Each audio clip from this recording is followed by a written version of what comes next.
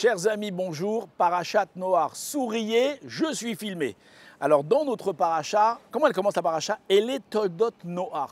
Voici la descendance de Noach, ce que Noach va engendrer dans la vie, dans le monde. Qu'est-ce qu'elle nous dit la Torah? Noach ish tzadik tamim haya bedorotav. Noach était un tzadik dans sa génération. Alors lorsqu'on lit ce verset-là, on pourrait s'étonner. Au début, tu me dis, voici la descendance de Noach. Et plutôt que de me raconter qu'il a eu 3 fils et me donner le nom de ses fils, qu'est-ce qu'on me dit? Noach, c'est quoi descendance? C'est Noach. Noach, c'est la descendance de lui-même. Alors, à cette question-là, beaucoup de commentateurs s'étonnent.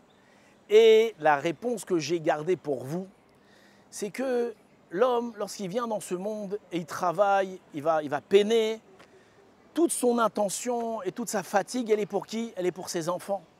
Oui, bon, moi, je n'ai pas tellement réussi dans la vie, mais mes enfants réussiront. Ils iront dans les meilleures écoles, dans les meilleures chivotes. Eux, ils auront le bonheur que moi, je n'ai pas eu dans ma jeunesse. Et après, les enfants grandissent. Ils disent, ah, moi, je n'ai pas une très grande réussite dans ma vie, mais ceux qui réussiront, c'est mes enfants. Et les enfants, des enfants, ils disent, ah là, moi, ma vie, elle était un petit peu dure, je n'ai pas eu cette réussite-là, mais mes enfants réussiront.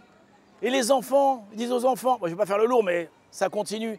Et ça fait des générations et des générations et des générations que la génération précédente, elle met tous ses espoirs sur la génération suivante.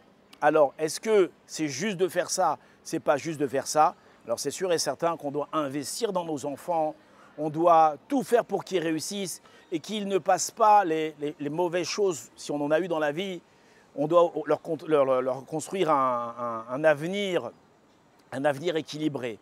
Mais vient Noach ici, il nous dit, c'est vrai tout ça, il faut penser à tes enfants. Mais avant de penser à tes enfants, il y a une personne à qui tu dois penser. C'est qui? C'est toi-même.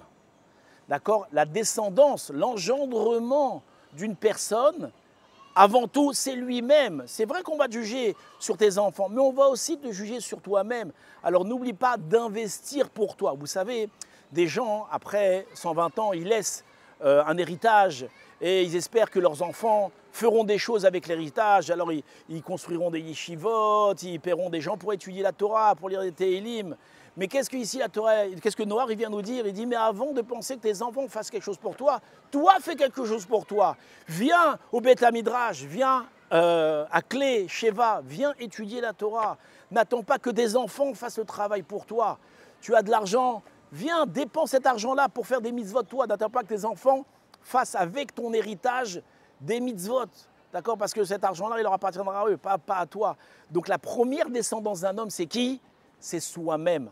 Il faut penser à ses enfants, mais d'abord, il faut penser à soi, de se construire soi-même. Et je rajoute encore un petit mot. Si toi, tu es un homme construit, tu es un homme fort, alors obligatoirement, tes enfants, ils vont puiser de toi. Mais si toi, tu es un petit comme ça, alors qu'est-ce qu'ils vont être tes enfants? Bezrat Hashem, que Dieu soit avec nous. Et n'oubliez pas, souriez, je suis filmé.